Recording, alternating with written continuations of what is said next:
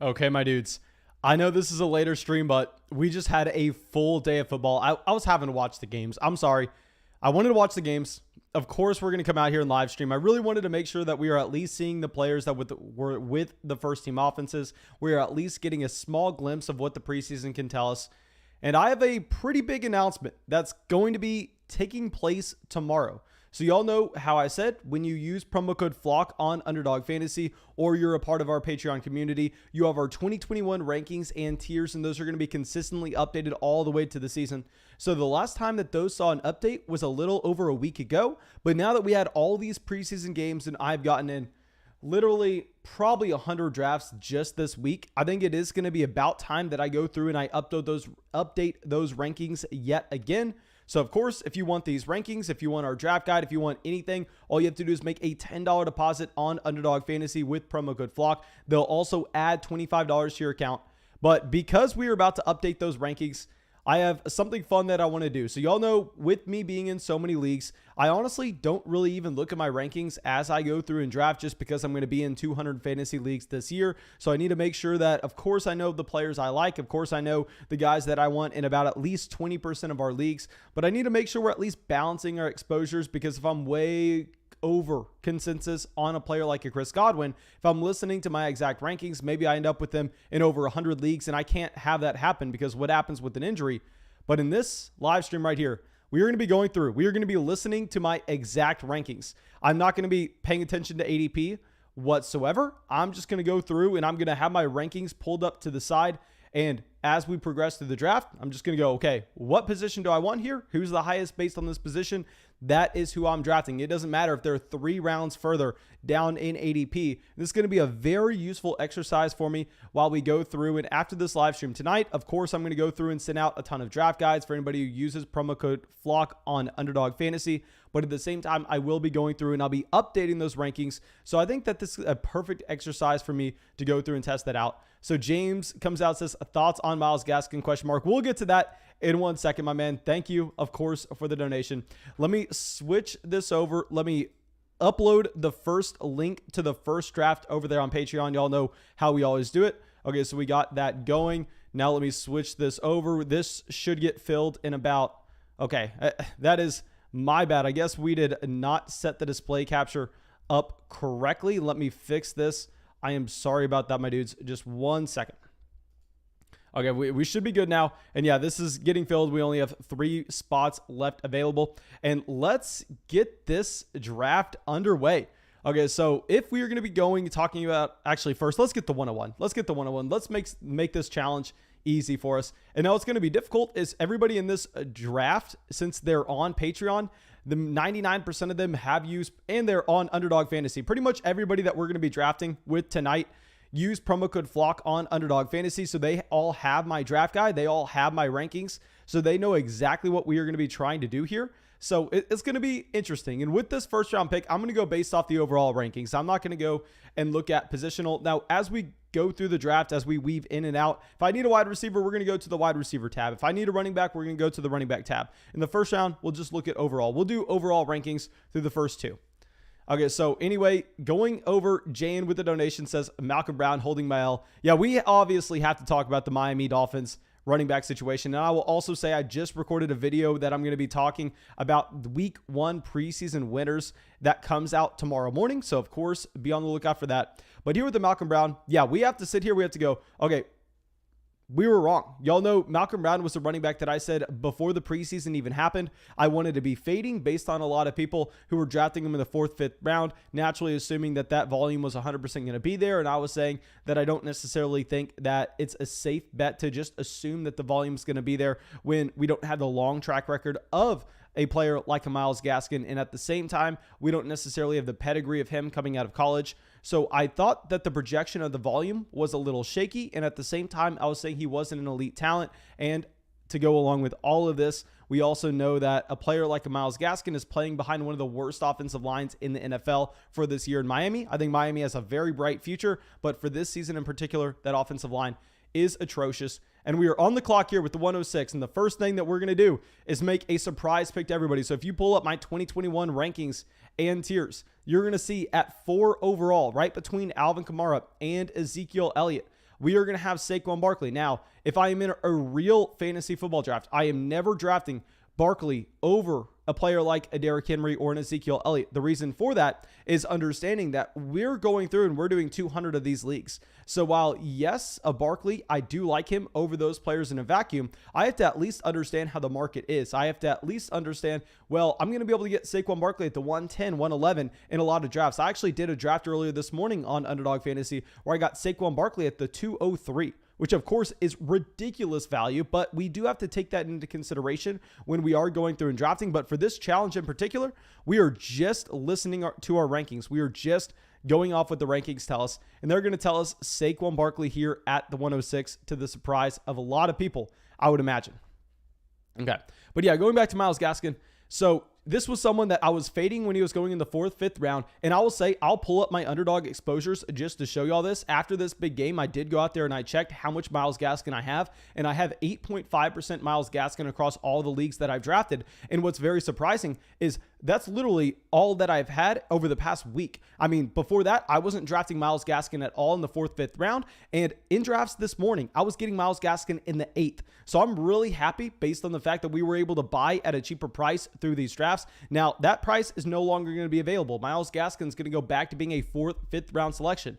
And there, I'm probably out. There, I'm probably going to say, you know what? I can't draft him yet again. He's going to be on my do not draft list. It sucks. If he was playing behind an elite offensive line, sure, we can go through. We can get excited about drafting Myles Gaskin, but he's still very similar to Mike Davis for me. I mean, I prefer a lot of other running backs in that range. Okay, so we have Jonathan Taylor, Antonio Gibson. It's going to be harder for me to check the chat because I am going to have to be going through just double checking our rankings list. Now let's go to our overall rankings real quick. The overall rankings is nice as well because we do have the tiers to go along with it. So yeah, we're looking at our rankings and tiers right now to figure out where we are going to be going in the second round. Okay, so yeah, we have all those players off the board already, I presume. Yeah, okay, so through the 204, we've already made it through tier 4 in our list. I think that there's a clear player that we're probably going to be getting here at the 207. It's going to be a running back. Yeah, so DK Metcalf goes off. Joe Mixon's going to be the highest player according to our rankings. And at the same time, he is the highest player according to ADP. So not a crazy pick there going with a Saquon Barkley and a Joe Mixon at the 106, the 207. But yeah, I think that, I mean, we've already discussed Mixon at length. I definitely need to just make a video about him. But the thing is, while yes, he failed you last year, this is someone that no Giovanni Bernard in this situation that opens up 4 targets a game, an improved offensive line, add in Jamar Chase. Now, y'all know I've been lower on Jamar Chase compared to consensus throughout the entire offseason, but at the same time, we can safely say that Jamar Chase should help raise the efficiency level of the offense based on the speed that he has on the outside and that defenses can't stack the box against Cincinnati. Go along with this, Joe Burrow going into his second season. So many signs are pointing to Joe Mixon being a better option in 2021 than he was in 2020. So just because you made the mistake of drafting him in 2020, don't let that hold you against drafting Joe Mixon in 2021 because it's a completely different situation.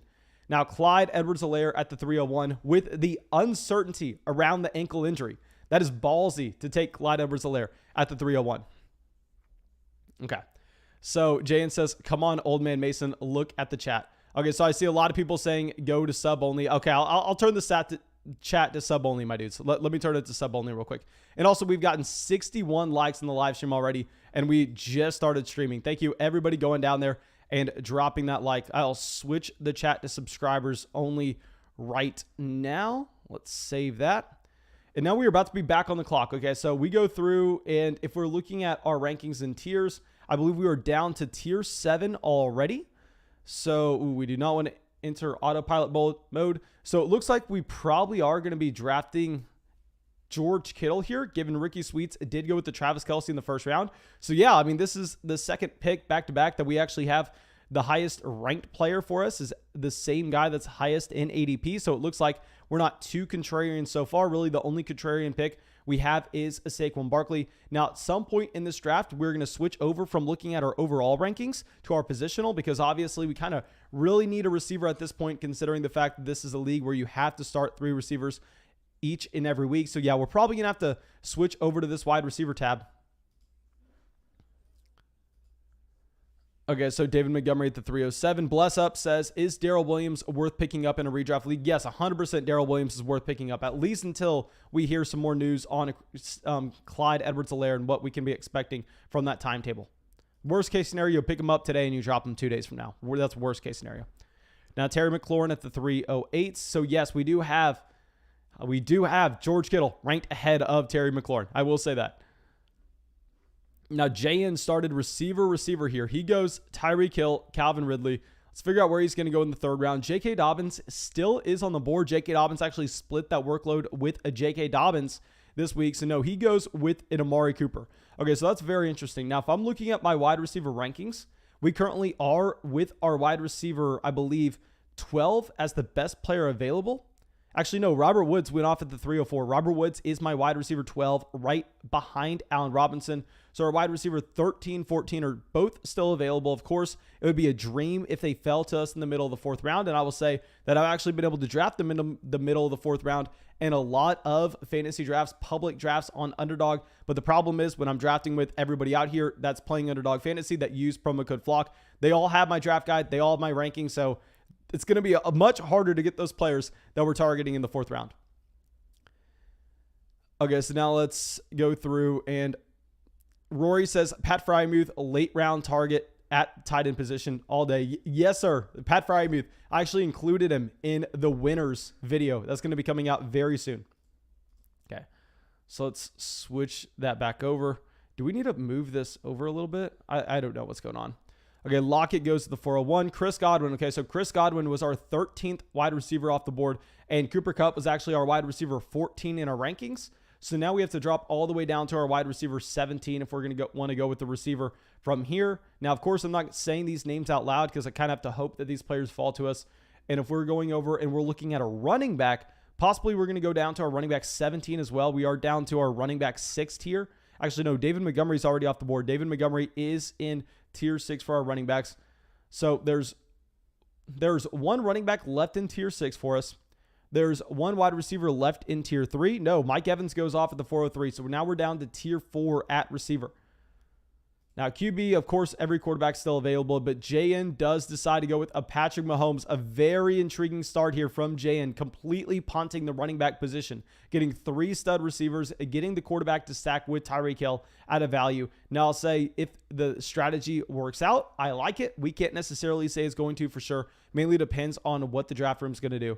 So now Julio Jones goes off the board. That really sucks. Julio Jones was our wide receiver 18. Now we're down to our wide receiver 19. Tight end, I'm not going to be considering Kyle Pitts. I'm not going to be considering TJ Hawkinson, Mark Andrews here. Don't even need to pull that up. It's really down between wide receiver or running back. But honestly, when we punt wide receiver through the first 3 picks, this is a league where we have to start 3 receivers. I'm definitely going to be looking at the list of receivers for us to go through and draft. So if we're now on the board, this is perfect. Our highest ranked wide receiver, according to our rankings, will be DJ Moore as our wide receiver 19. Here, what's his ADP on Underdog? His ADP on Underdog is actually wide receiver 20. So I guess Brandon Ayuk goes 1 slot over him. So yeah, we're going to be bringing DJ Moore in here as our wide receiver 1 on a team that we went through. We started Barkley, Joe Mixon, George Kittle, and DJ Moore. Julius says, haven't stopped doing best ball drafts since last night. Okay, so I'll say, yeah, my man, I am straight up addicted to these Underdog drafts. It's to the point where I'm sitting here going, I love this partnership that we have with Underdog Fantasy. Of course, it is absurd that they agreed to go through and sponsor our draft guide, sponsor our rankings, and create this fabulous partnership. But at the same time, my man, I am addicted to these Underdog drafts. Literally today, I went through and I have 2 monitors up, and I'm always in an Underdog draft. Like if you go through, if you just join a regular puppy draft, especially because I'm just knocking out those $5 drafts nonstop now, you're 100% going to see Fantasy Flock in there. You're going to see my username. If you just look at me, it doesn't matter what time of the day you pull it up. I'm probably going to be in one of those drafts. And today I went through and I joined 3 drafts at once. I literally had 3 drafts across my monitors, and I was just going through and then monitoring, okay, 2 picks away, 3 picks away, 7 picks away. And I was just going through, and every single 30 seconds, I was pretty much on the clock. I'll say it was an adrenaline rush. I think we're getting a lot better at drafting, but at the same time, it's a little much. Like I can't multitask when we're in 3 drafts, but I'm definitely addicted. Okay. So Jayan says he almost went with Miles Sanders there at the 404. I'll say I think that probably would have been a little rich for Miles Sanders, and I need to stop looking at the chat. This is a challenge here, just going off our rankings, having to look at our rankings constantly. So T. Higgins as our wide receiver 20 is off the board. We're down to, okay, we actually have Tyler Lockett down there as our wide receiver 23. We have him ranked behind like pretty much all these receivers, so it is funny to see that in the underdog drafts, he's going way up here. So now we have, okay, so our best available receiver, usually you don't have to take anywhere near this range. So usually I'm not taking him here. I'm taking him the round after. So if we were going to go receiver, I'm not even going to say his name out loud. So if we're looking at running backs, we're going to be down to our running back 21. Quarterbacks, we can't really consider any QB here. I'm going to be interested in drafting a Trey Lance or a Sam Darnold if we can get those stacks built in later on. So I think possibly we go back to the running back position here with a Josh Jacobs, because if we're purely going off our rankings, I think the receiver that we have next as best available, we can actually get them most likely in the next round. So I think we are just going to be going with a Josh Jacobs. He's going to be our running back 3 on this team. And yes, I understand that Josh Jacobs does have a lot of red flags to go along with him. The offensive line's getting worse for Las Vegas, and he was a horrendous draft pick when people were taking him at the 1-2 turn last year. And yes, they give Kenyon Drake $11 million. Don't try to tell me all the bad things about Josh Jacobs and why you shouldn't be drafting him in fantasy, because I was screaming all those bad things just about a month ago. But at the same time, I mean, his value plummets to a point where now he's going behind. I mean, he's going behind guys like Claypool, Adam Thielen. I mean, I think at this point, it's going to be a completely different situation in the opportunity cost that you have when drafting Josh Jacobs. So we're going to get our running back 3 in here. Now, we can really only draft 5 running backs at this point now.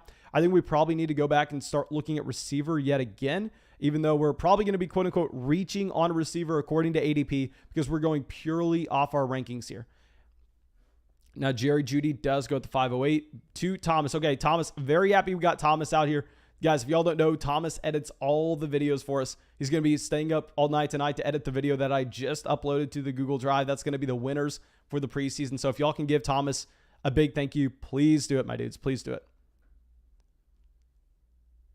Okay, so now Javonte Williams at the 509. Jonathan coming out, subscribing to the channel. Jonathan, thank you for joining the flock, my man. Thank you. And guys, if you have not dropped a like on this live stream yet, what are you doing? Get the likes up. Let's get over 100 likes in the live stream. Let's get it. Okay, Jayan says, yo, Baskin is in this. I did not even see Baskin's name. Where is Baskin here? Baskin is in this draft. Baskin, I don't know if he's gotten in a draft with us so far. Baskin was a big part of the Dynasty community through the offseason. If we go through, look at his construction so far. At running back, he has Aaron Jones, J.K. Dobbins. At receiver, he has Hopkins, Evans. He stacks Kyler Murray with DeAndre Hopkins at a value. So, yeah, very interesting start, a very balanced start at the same time. Jundry says, ESPN drafts are honestly so messed up. Yeah, that's what I was saying. The funniest thing ever is if you go through, if you do a lot of these underdog drafts and you have a good understanding where these players probably should be going in drafts, like close to an accurate ADP standpoint, if you just get those practice reps in with like $3, $5 underdog drafts, you can crush leagues on other platforms, because the other platforms, that's where you have like the 12-year-old kids. Because guys, if you're watching this, I mean, like I'm saying, use promo code FLOCK on Underdog Fantasy, make a $10 deposit. They'll add $25 to your account. You'll get our 2021 draft guide or 2021 rankings and tiers. And also you will help the channel tremendously, but you have to be 18 years old to do it. And that's a big thing, and why I know it sounds kind of crappy for me to say, but I think that Underdog ADP is so much more efficient in that you're looking at this situation as a platform that you have to be 18 years old to draft on it. Laviska Shenault goes. Laviska Shenault was actually our wide receiver 25. So now we would be looking at either our wide receiver 27 or going over to running back. Running back would be running back 25. I mean, what other players do we possibly have? So Mike Davis is going to be running back 26. We do have one option that we like over him. So let's see where Ken goes, because I think that we probably take an off-the-wall pick, at least compared to what we were doing this morning. So if I'm looking at my rankings right now, I'm not going to be too excited to take the next receiver off the board, even though we only have one receiver on this team, and I definitely think that we should be looking to go receiver sometime soon. I think that I'm actually going to go get a Myles Gaskin, especially after what we saw today, and that he clearly is the starting running back in Miami. Getting him in the middle of the 6th round, I am going to be fine with this value. He is our highest ranked running back according to these rankings, where we have him as running back 25. And what's really funny is, honestly, I didn't even update the rankings after we saw week 1 and Malcolm Brown was going out there and starting, because I felt like this kind of happens with a lot of players where with a Myles Gaskin, this is why I was saying I had none of them in fantasy drafts until after week 1 of the preseason, where I was kind of down here and consensus was up here. Then week 1 of the preseason happened. They all fell down and I kind of stayed the same, wanting to see some more data. And now we have that data. And I think it's safe to say that Myles Gaskin probably should have been here the entire time. And I think that's in the middle of the 6th round, where we have always had him ranked. He's the best available running back according to our rankings. Okay, so now we do have 121 likes in the live stream. Thank you, everybody, going down there and dropping that like. Andrew says, hey, what do you think of a Robert Woods, Cooper Kupp, and Matthew Stafford stack? Don't ask me how it happened. Great work, by the way. My man, I actually had a Dynasty Fantasy Football draft that we did over on Patreon earlier today, and I literally came away with that same stack. I drafted in a Dynasty Superflex League Matthew Stafford in the 5th round. I took Robert Woods and Cooper Kupp each in the round afterwards, I believe. Actually, no, it was probably round 7 and 8, something along those lines. So trust me, I love the double stack with those Los Angeles guys. I'll say Matthew Stafford is like the perfect quarterback to go through and stack. Now, Michael Carter at the 6-12, I think that's extremely rich when we see Tevin Coleman kind of look like the starting running back there. I think that's rich for Michael Carter. Now, if we're going to go through, our next best running back will be our running back 30, but honestly, I don't think we can really consider him in this range. So Michael Gallup's off the board. So I think we're probably going to go with our best available wide receiver according to our rankings. That's going to be our wide receiver 27. We are going to have to scroll down a bit. And honestly, looking at these rankings, I think we are going to have to adjust him given the injury that he suffered. I don't necessarily think we moved him down far enough. And I'll say we are so much lower compared to consensus on a Deebo Samuel. Or if you look at my rankings, Deebo Samuel, if you're drafting based on my rankings, you will never consider drafting Deebo Samuel for a literal second. Here we are going to be taking DJ Chark. I will say in version 4 of our rankings that I will go through and I'll update for everybody who used promo code FLOCK on Underdog Fantasy or on Patreon. I mean, we're going to be moving DJ Chark down slightly. I am going to be fine with him in the middle of the 7th round here, though. This is going to be the double DJ team where we have both DJ Chark and DJ Moore. So yeah, this is an interesting build. I mean, it's going to be just so hard to catch back up at receiver. Hopefully we get some running backs going off the board sometime soon. I'll say that. It kind of sucks where Jan was really running back needy and he gets some fantastic value here with a Kareem Hunt in the 6th round. I'm kind of pissed that people let that happen, but it is what it is. Mike Williams goes to the 707. Let's scroll down a little bit so everybody can see the entire draft board.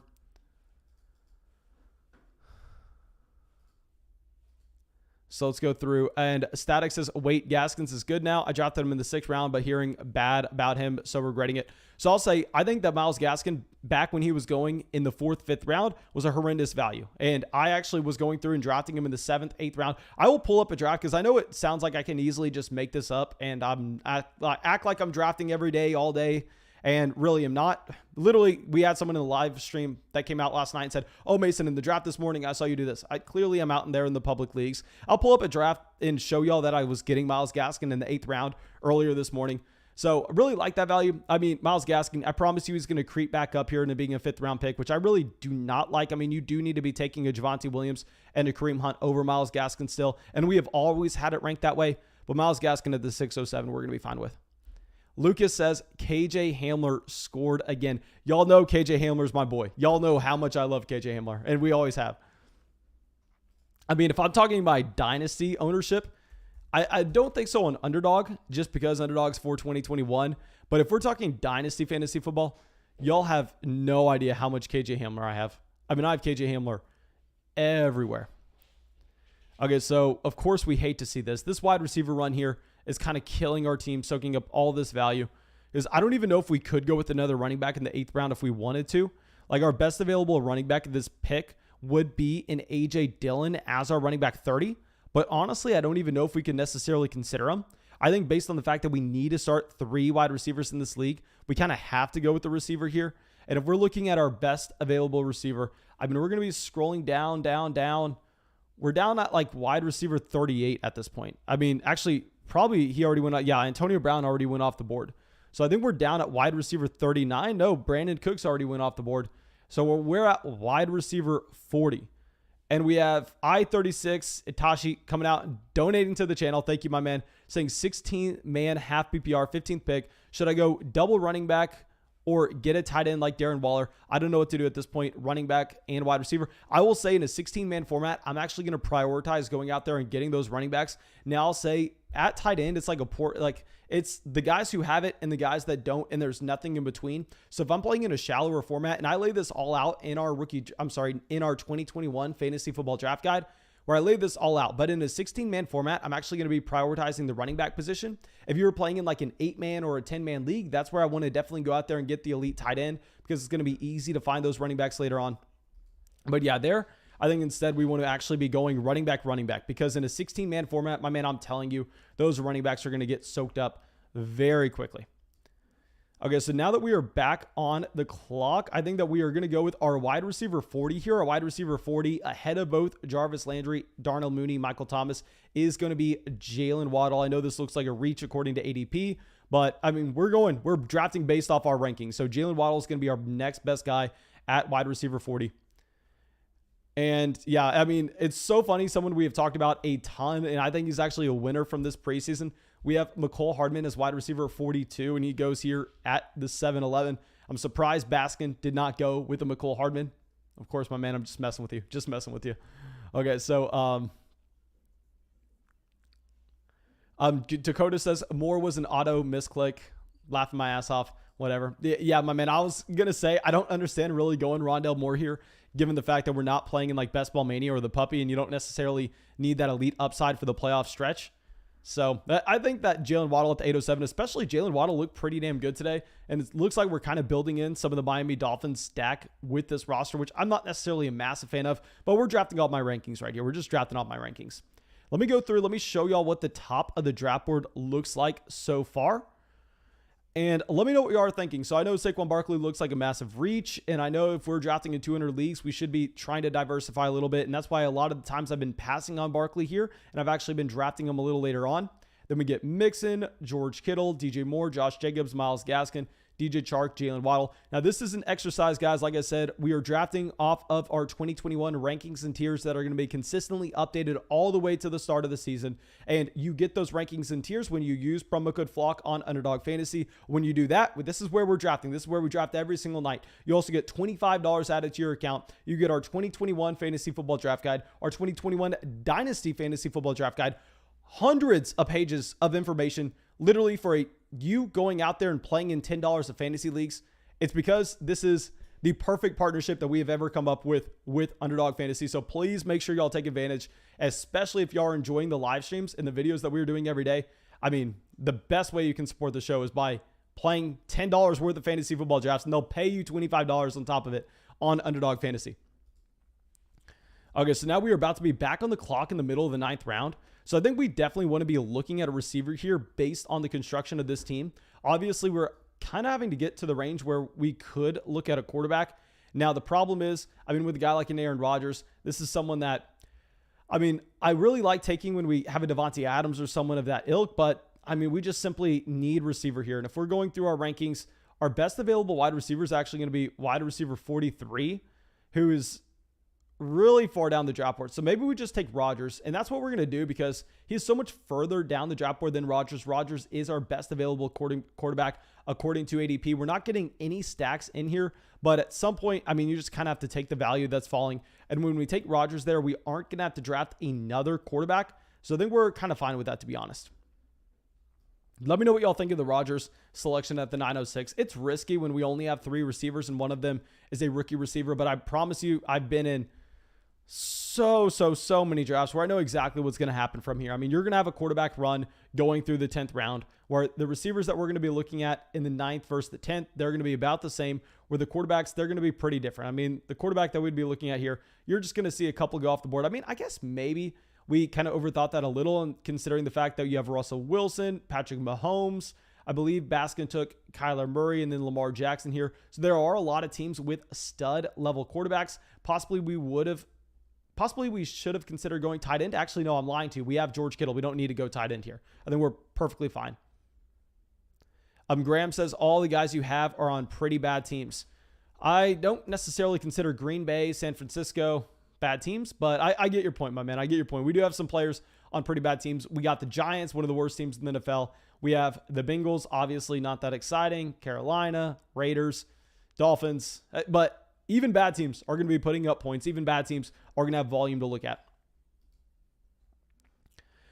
Lucas says, love what I've seen from Mike Gesicki this preseason. Stock up for sure. And a big thing with Mike Gesicki as well is, I mean, they do go out there and draft Hunter Long in the 3rd round this year. Hunter Long, I mean, just kind of was going to be a thorn in the side, I think. Obviously, Mike Gesicki was still going to be the starting tight end there. But the fact that he goes down with an injury at least is pretty big in the volume that you can expect Mike Gesicki to have this season. I mean, it's like Eric Ebron and Pat Freiermuth. Imagine how much more excited you can be about Eric Ebron if it wasn't for the fact that Pat Freiermuth was in that situation. So yeah, I will say that definitely Mike Gesicki gets the bump up with Hunter Long 2 weeks ago getting carted out of practice.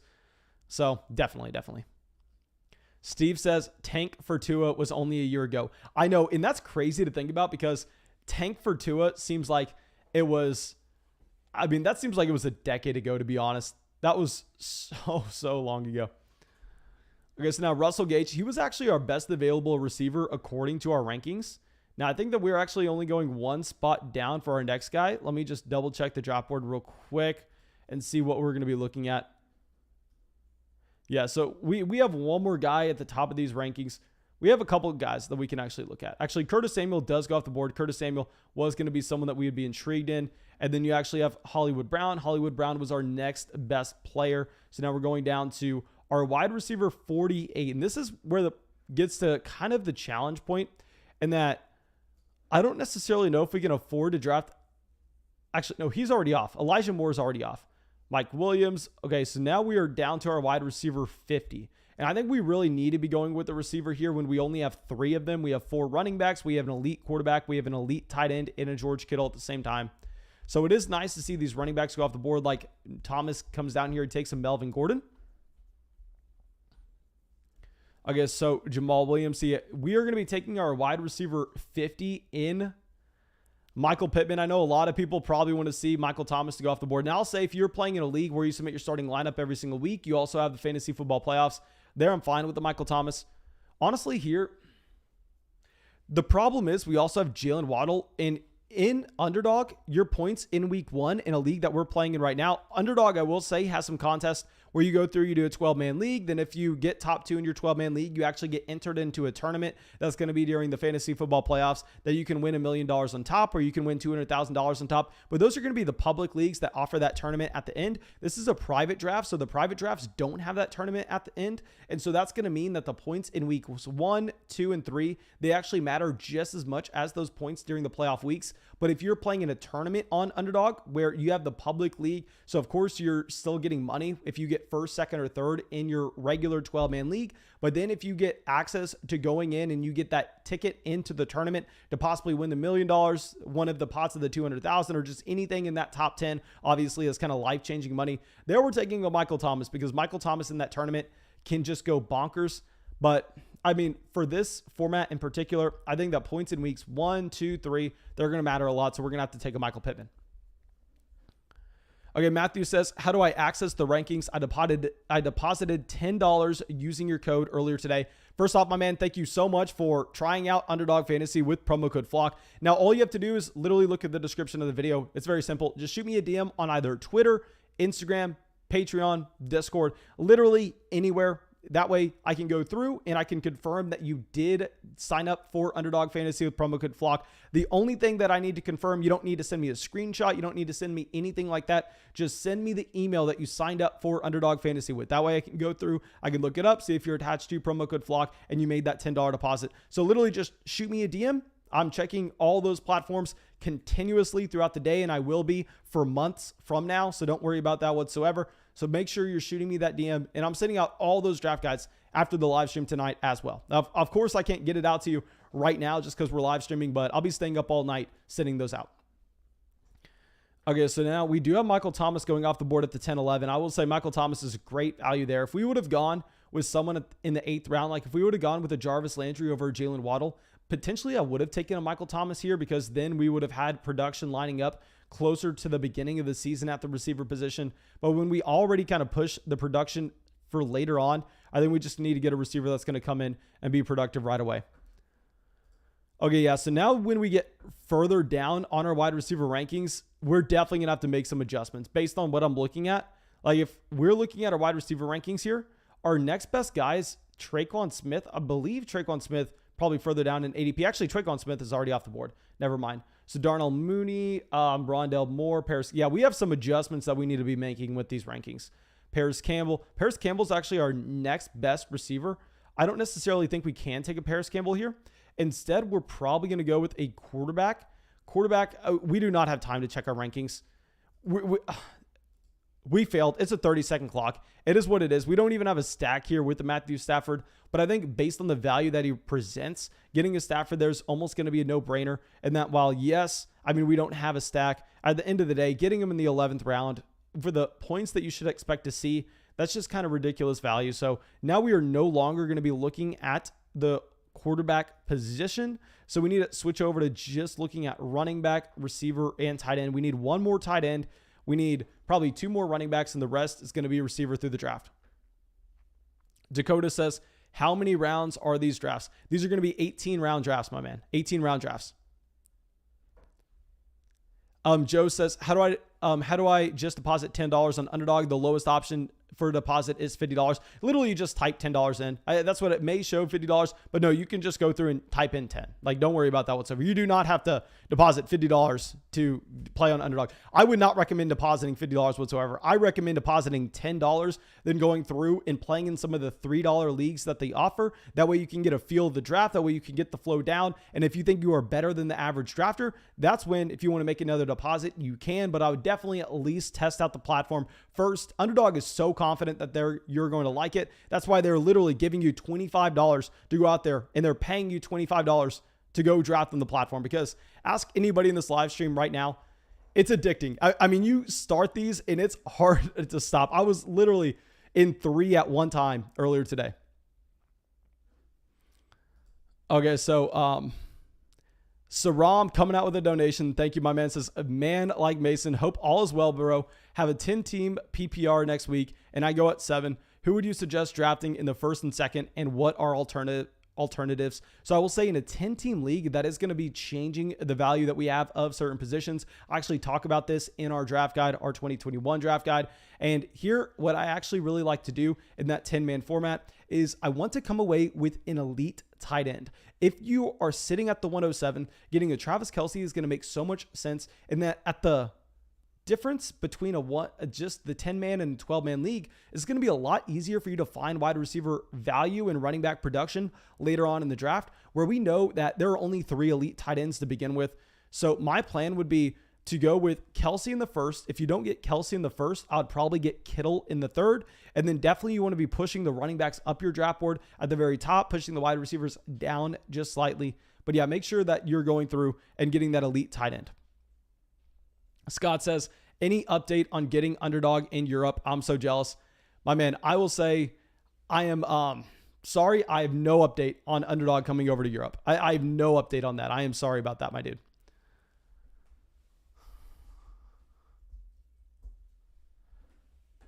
Okay, so Devin Singletary at the 1204. Let's pull this back up real quick. So now if we're looking at best available, I think we just go back to the wide receiver position, to be honest. And I think based on the fact that after we take Stafford, those tight ends go off the board, what we probably should have done looking back is probably should have taken a Gesicki, and we can get a Trevor Lawrence here to get that stack. Now we cannot look at quarterbacks. If you look at our next best receiver in our rankings, our wide receiver 60, I believe, is going to be Gabriel Davis. So yeah, I think we actually end up getting a Gabriel Davis here. Yeah, we're going to go Gabriel Davis. So that's going to be our wide receiver 5. Our team so far is Rodgers, Stafford at quarterback. At running back, we have Barkley, Mixon, Jacobs, Gaskin. At receiver, we have DJ Moore, DJ Chark, Jalen Waddle, Michael Pittman, Gabriel Davis. And at tight end, we have an elite guy in George Kittle. So essentially, we are going to be crushing teams at both QB and tight end. We're going to be probably crushing teams at running back as well, to be honest. But receiver is going to be a bloodbath. I mean, receiver, we're going to be put in a very difficult spot. Jake says, are there free leagues on Underdog? No, there are no free leagues on Underdog. The cheapest buy-in league that Underdog does have, I believe, is actually a $3 league. They have $3 to $500 leagues, anything in between. And you can do public leagues. You can do private leagues. Like what we're doing right now is I set up a private draft for the subscribers of this channel. The drafts that I do during the day, I actually just set up and I just go and sit in the public leagues and then wait for them to fill. Usually they fill in about 80 seconds and then I'm in a draft. And what's great is Underdog handles all the money, so I don't necessarily have to worry about giving a stranger any money, and Underdog obviously is going to pay out at the end of the year. So there are no free drafts on Underdog. There are $3 drafts, though, and what's great is when you use promo code FLOCK and make a $10 deposit, they're giving you $25 extra into your account. So essentially, there are free leagues on Underdog. They're giving you $25 to play with. I'd assume that's pretty much free. Okay, so now we have these players going off the board. What sucks is I would love to grab one of these quarterbacks here just because of the value, but we can't. I mean, when we have Rodgers and Stafford, we're done at QB. We're literally only running back, receiver, tight end from here. So Paris Campbell goes. Campbell was the next best guy in our wide receiver rankings. I think now we actually probably switch over to tight end. And if we're looking at tight end, we currently do have Evan Ingram one spot ahead of Adam Troutman. So we are going to be taking Evan Ingram here as our second tight end on this roster at the 1306. Now we're going to be done at tight end as well. So we're going to get one more running back and 4 more receivers with this build. I believe that was our next best tight end. Yes, that was our next best tight end, Evan Ingram there.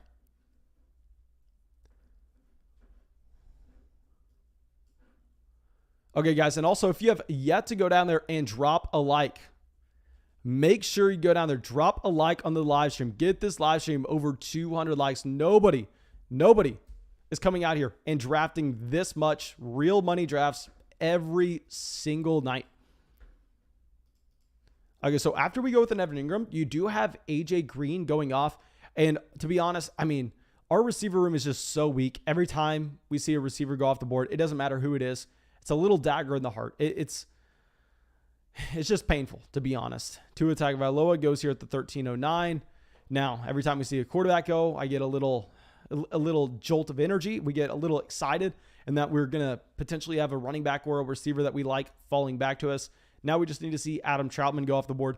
Let's check back in on some of these teams because obviously we have a ton of regulars because these are all teams from the Patreon community. So let's go through it. First, let's check out Thomas's team. So Thomas goes with his usual strategy, getting running backs early with a Derrick Henry and a Nick Chubb and slamming in the receiver value with a Terry McLaurin, Julio Jones, Jerry Jeudy, Cortland Sutton, Kenny Golladay, Deebo Samuel. So he does have both of those Denver receivers. I mean, if you knew who the starting quarterback was for sure in Denver, I'd imagine that he goes through and he actually gets that stack. But it's a lot harder to go through and try to get that stack when you just don't know who the starting guy is going to be. And then beyond this, you do have Noah Fant at tight end, running back 3 in a Melvin Gordon, another receiver in a Marquez Callaway, another tight end in a Robert Tonyan, and the first quarterback off the board with a Matt Ryan. Very intriguing. JN comes out, says, I'm sandwiched between Baskin and Thomas. Not fun. I'd imagine that'd be pretty tough, my man. If there were like 2 people I would not want to be drafting between, it would be probably Thomas and Baskin. Jake says, how do I know if I'm using code FLOCK? I'll say the best way to make sure that you're using code FLOCK is do not just search Underdog Fantasy. Make sure you're clicking the link that's either in the description of the video, that's in the comment section, that's in the live chat. Make sure you're going through one of those links to go to Underdog Fantasy. And promo code FLOCK is only going to be for first-time depositors, so you have to be new to Underdog Fantasy for this offer. Okay, so let's switch this back over. And now at the 1407, I mean, when we're desperate for a receiver, I think the last guy that we want is someone that's going to be injured to start the season. But a Rashad Bateman probably is going to be pretty hard to avoid here. Between Bateman and T.Y. Hilton, literally, I mean, Bateman is 30 picks ahead of him in ADP. And I don't necessarily like the fact that we're not having a playoff setting here. But I still think we should go out there and draft a Rashad Bateman at the 1407. And we're going to have 4 picks after this, I believe, or actually maybe 5. No, we're going to have 4 picks left in this draft. So we have 3 more receivers and 1 more running back to bring on. Thomas says, laugh my ass off. I'm just going to take Teddy and Locke. I would love for you to burn 2 roster spots on that one. I would love for that, my man. Okay, so Ben Roethlisberger, thank God we get these quarterbacks going. Draft these QBs. Get some players that we like falling to us. Come on. And keep in mind, guys, every draft that we do on the live stream, you will never see a mock draft. These are all real money drafts that I'm putting my own money up. I mean, so keep in mind, like, the pressure is on for me. Of course, we're reading the chat. Of course, we're going through and going with the stream as well. But, I mean, I'm putting my money up just like the 11 other people here. Okay, so iDynamic asking Thomas how many quarterbacks he plans on having. I'll say no. Thomas, guys, I'm 99% sure he's trolling and saying that he's taking both Drew Lock and Teddy Bridgewater. I mean, Thomas, if you are planning on that, I will say I would be very happy to see it because it would be a straight up punt and it would probably make our team slightly better than yours, which we kind of need that help at the moment. So I'd like to see it just because it would increase our chances of winning the league. But I'd imagine he's not doing that, guys. I'd imagine he's not doing that. Okay, so our guy, KJ Hamler, goes off the board here at the 1501. KJ Hamler, going to continue to rise in drafts. I mean, you know KJ Hamler is going to continue to rise. Okay, so now if we pull this back up. So, J.D. McKissick, you can't necessarily get that excited about what we saw today. Jamison Crowder, of course, Corey Davis going out there and dominating. We're not going to be looking at tight end or quarterback. MVS, Christian Kirk. So a lot of these players here are kind of just in a flat tier. I mean, Malcolm Brown, obviously a massive faller from today. Do we just get J.D. McKissick? J.D. McKissick, I would say, is a slight loser, but we are getting him 10 picks behind his ADP, and we're more so just looking for someone that's going to have a small role in their offense. So I think we probably get J.D. McKissick at running back, and we're going to be done at the running back position. So yeah, our team so far, we have Rodgers, Stafford at QB. At running back, we have Barkley, Mixon, Jacobs, Gaskin, J.D. McKissick. At receiver, we have DJ Moore, DJ Chark, Jalen Waddle, Michael Pittman, Gabriel Davis, Rashad Bateman. And at tight end, we have the combination George Kittle and Evan Ingram. And we're going to be coming away with 3 more tight ends from here. And if you're just now joining the live stream, we're going through and we're doing a challenge where I'm drafting strictly based off my rankings. I'm only looking at my rankings to draft. We're not necessarily looking at ADP, where the majority of drafts that I do, we go through and we play the balancing act between ADP and just where we have those players ranked. And I will say that's, in my opinion, the best way to draft. I mean, I would recommend anybody who uses promo code FLOCK on Underdog Fantasy, they get access to our rankings. I would go through, have my rankings pulled up, of course, make the adjustments that you want to with them. So you have a set of rankings that you like going into your draft, but you still have to be paying attention to the ADP, because say I have someone like a Saquon Barkley ranked significantly higher than consensus, but if you think on your platform there's a chance that you actually get him at the beginning of the second round and you don't have to take him at the 108 if you're playing in a 10-man format, then maybe you test out the boundaries and you kind of try to find that balance between getting the best team possible by judging the ADP and those rankings. And yeah, don't just go straight off my rankings. I would say get my rankings, make a rankings list of your own, and then go through and probably compare them and see what's different and see how far off base I am compared to you, and then try to find something that you like, maybe halfway in between. Okay, so Party Till She Saw It says, yes, Underdog is very addicting once you understand it. I'm going to check myself into therapy for gambling, but in all seriousness, thank you, Mason. No, my man, thank you so much for coming out pretty much in every single one of these live streams. Thank you, my man. And yeah, I've been having too much fun. I've been having too much fun on Underdog, to be honest. Okay. Rashad Perriman at the 1601. It's going to be really fun, and it's just going through and looking at, I mean, by far and away, the best thing that Underdog has, in my opinion, is the exposure list, where you can go through, if you draft in a lot of leagues like me, where I'm already in over 100 plus leagues, just being able to go and see how many players that you have drafted in terms of, oh, I have 21% Josh Jacobs. Crap, I have a lot of Josh Jacobs. And then on Sundays, we're going to be able to go, Josh Jacobs, like just chanting him, because if he has 2 touchdowns in a week, we're going to see the average position of all our leagues slightly rise in all our in every league that we are in. And of course, that's going to be really fun. I'm just looking forward to it. I just can't wait till this season, to be honest.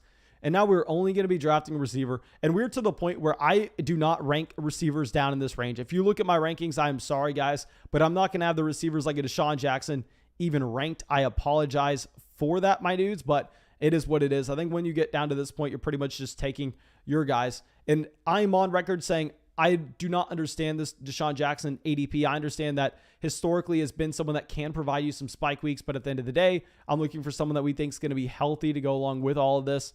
So maybe instead we just get someone attached to an elite offense in a Byron Pringle. Yeah, so we're just kind of getting people that we think could potentially have some upside. Byron Pringle, Josh Palmer, John Brown.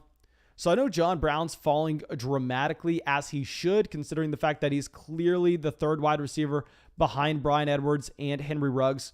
But I do think John Brown's at least going to be worth a shot here. He's going to be playing in 3 wide receiver sets. At the same time, he should have a role at the very beginning of the season. So yeah, we're going to go John Brown. We're going to get 3 more receivers. Steve says Deshaun is just a tutor for Van Jefferson and Tutu Atwell. I'll say that I think Deshaun Jackson, probably not a tutor for Van Jefferson. That's more so, in my opinion, going to be like a Cooper Kupp. But I completely agree. I bet you that they're pretty much looking at a Deshaun Jackson saying, hey, can you go over there? Can you kind of mentor what we have going on with Tutu Atwell? Because Atwell is going to be their next field stretcher. I mean, Atwell is going to be the guy taking the top off the defense. That's why they just drafted him in the 2nd round. Yes, he only weighs like 156 pounds. He's a tiny, tiny, tiny receiver. At the end of the day, that is someone that can stretch the field, and he has that elite speed. So that's why they bring Tutu Atwell in, just to stretch the field, create space underneath for Robert Woods, create space underneath for Cooper Kupp, Tyler Higbee, the running game. So I think that it does make a lot of sense for them to just say, hey, go mentor Tutu Atwell. Go try to make him half of the receiver that you used to be. Okay. So Zeno coming out with the question says Zeke and Devontae Adams or Tyreek Hill and Travis Kelce. Okay, my man, that's really a question where I'm going, okay, I probably prefer having Ezekiel Elliott over Travis Kelce. I definitely prefer having Devontae Adams over Tyreek Hill. So I'm taking Zeke and Devontae Adams. Okay, so Manuel coming out with the donation. Thank you, my man. Says, would you trade David Montgomery and Justin Jefferson for DJ Moore and Antonio Gibson? Personally, I think that we do prefer having Antonio Gibson over Justin Jefferson in fantasy. I do prefer having David Montgomery over DJ Moore, but just slightly. I know this is going to be a controversial statement, but given the upside that we actually have from an Antonio Gibson, which I don't necessarily think that you're going to have that same ceiling with a player like a David Montgomery, I'm probably going to be going with the DJ Moore and Antonio Gibson. If you're playing in a league where you only start 2 running backs, 2 receivers, and 1 flex, because in that format, I mean, the depth isn't going to matter that much in terms of what you're going to be finding at receiver, whereas finding an elite running back that you could potentially have in the case of an Antonio Gibson, that's going to be extremely valuable. Okay, so now we can only draft wide receiver, and Zach Wilson at the 1705. Really like that Zach Wilson pick. Okay, so now when we are on the clock again, possibly we just take a Byron Pringle. I mean, y'all know that I've been on record saying, despite whatever anybody else tells you, Mecole Hardman is the wide receiver 2 on the Kansas City Chiefs. But I mean, just getting a piece of the Chiefs offense in the 2nd to last round, let's just do it. We're looking for guys that can just randomly spike into our starting lineup. I think that's what we kind of have there with the Byron Pringle. Party Till She's Hot comes out, says KJ Hamler over Tutu Atwell. My man, nobody's arguing against that. There's no way anybody's coming out and saying that they would prefer having Tutu Atwell over KJ Hamler. I mean, KJ Hamler is the better talent all around. I wouldn't be surprised if KJ Hamler, actually no, Tutu Atwell came out just after his true junior year at Louisville. So he's definitely younger than KJ Hamler, but KJ Hamler is still extremely young as well. And Manuel coming out with another donation says in a standard league. Okay, so in a standard format, I'm assuming that a standard league is the start 2 running backs, 2 receivers, and 1 flex. So yeah, I'll say we're probably still going to go with the Antonio Gibson side just because I think that there's more upside with that side. If you were having multiple flexes, I probably would tell you David Montgomery and Justin Jefferson because I think that's the higher floor side. But if we're going pure upside, I think we go with Antonio Gibson. Okay. Jake says, I guess I'm too young to do this. Yeah, I'm very sorry, guys, but for Underdog Fantasy, you do have to be 18 years old. You have to be 18 years old. And I think it may vary by state, but I'm unsure. Maybe there's a state that you have to be 21. I don't know. I just know in most states that I've looked at in terms of when I've talked to people, you have to be 18. Okay, so now let's go through. Hopefully we get a receiver coming back around to us. Let me hide this camera real quick so everybody can see the bottom of the draft board. Let me scroll up and show the top as well, because once we get our last draft pick in here, I am just going to be going through and I'm going to be setting up a new league for everybody to join.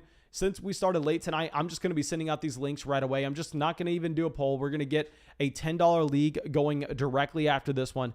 So yeah, let's go through and let's show rounds 9 through 14. And then we can go look at the bottom again. And yeah, with this last pick, we're just going to go wide receiver. We're going wide receiver, looking for someone that's going to roll on their offense every single week. And guys, if you have yet to go down there and drop that like, what are you doing? What are you doing?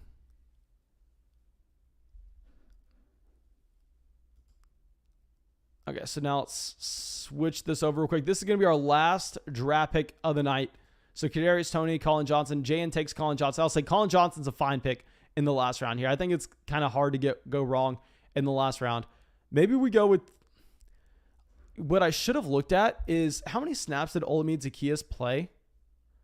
Like, what was going on with Olamide Zaccheaus here? I'm trying to pull this up real quick.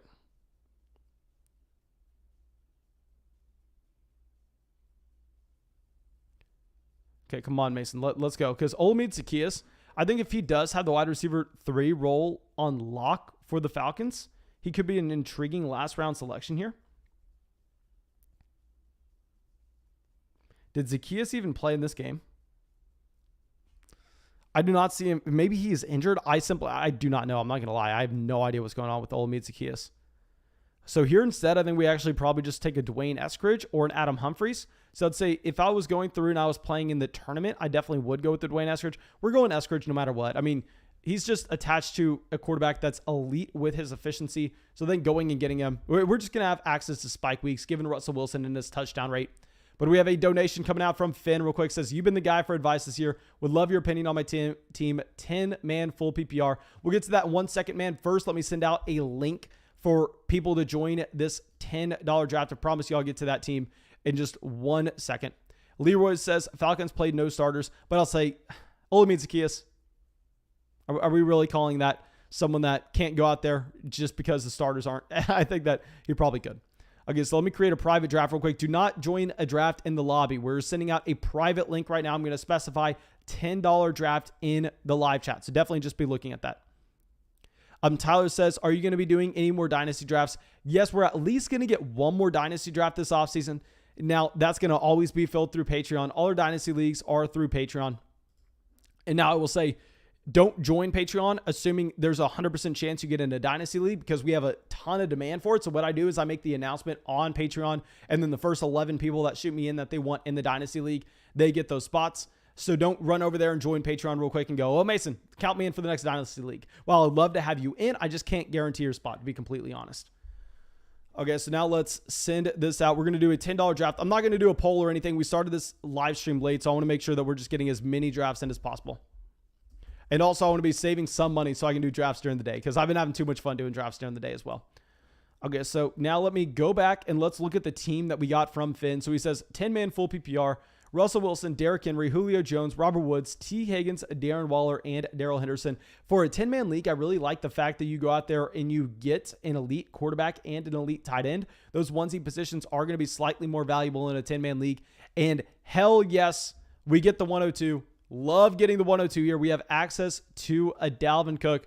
So let's get this draft going. This is going to be fun. And for this one, I'm not going to go off my rankings. It was too hard to have those rankings up, the live chat up, and just everything to go along with it. So I'll be drafting as we regularly would, where, of course, I look at my rankings every single day. So, I mean, I am going to have a really good understanding of players that I like in certain ranges. But at the same time, when I'm playing in so many leagues, I have to also consider the ADP for these players as well, so we don't go completely off the wall in terms of our exposures. Okay, so we have some new people out here in the stream. We have Rob, Monkey Mind. I believe both of those are new. Now we have some regulars in Lank Dog, T Coffee, Clutch Cow, Scantron. The 617 Ryan, maybe that is a new name. I don't necessarily know. It seems familiar. If he has been in a draft, he's only been in one or two. Good Night Zone, that's a regular. Fallon, regular. I Am Dreams, regular. And Fully Loaded, a regular. So we have a lot of regulars in this draft. Okay, so let's get a Dalvin Cook going at the 102. And so what's going to suck about drafting at the end here is we just have so long between our 2 picks. I mean, that's why I liked being in 3 drafts at once earlier today, which it was kind of hectic, but at the same time, we always had action. We always had action. And I'll say, guys, do never join 3 drafts at once if you're going to be drafting from your phone, because I know a lot of people do underdog drafts just from the app on their phone, and I'll do that occasionally, like if I'm at the gym or something. But if I'm sitting here, I'm at my desk, I'm always doing it on the computer. That way I can have multiple windows up. If you're on your phone, you're trying to go back and forth between the drafts. I think 3 at one time would be ridiculous. Party Till She's Hot says, should get Ramondre Stevenson and KJ Hamler jerseys for the studio. My man, I'll say we're probably not going to get any jerseys for the studio. I love the current studio setup. And also Alejandro is going to be sending us another sign that we can have with our logo. So yeah, the studio is going to continue to get better. I don't necessarily know exactly what the finished product is going to be, but I think we're probably done with the jerseys. The jerseys had a good run, but I don't necessarily know if we want them in the next one. If we were going to get a jersey, also, I wouldn't consider Ramondre Stevenson. Stevenson, I don't have that much attachment to. Yes, it's nice that we hit that call before the preseason, but Hamler, I would consider. Y'all know how much I love Hamler, and I have him everywhere in Dynasty. Okay, so only 1 running back through the first 11 picks. Very interesting. So maybe we kind of take a mental note of what that may mean for running back versus receiver value, depending on what really falls to us at the 211 here. Casey says, drafting from the gym, ? I guess you're hoping for the 101 or the 112. Yeah, my man, I'll say, I mean, it is a 30-second timer, so you can get it going. You can get it going.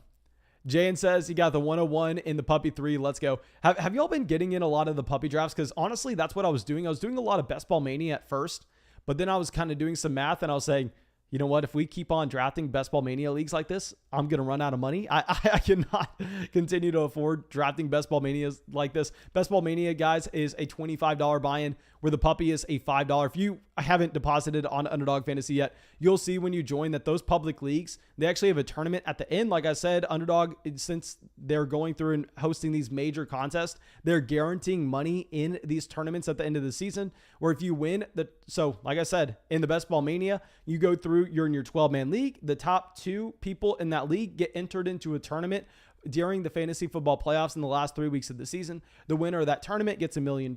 Second place gets like $250,000, and then so on down the ladder. Where in the $5 buy-in, you actually get $200,000 on top. And I was kind of just thinking about it. I was like, you know what? The $5 buy-in, the $25 buy-in, $200,000 versus $1 million. What's the real difference in that? I mean, either way, it's life-changing. So might as well just go through and just be drafting the $5 draft so I can get some more going.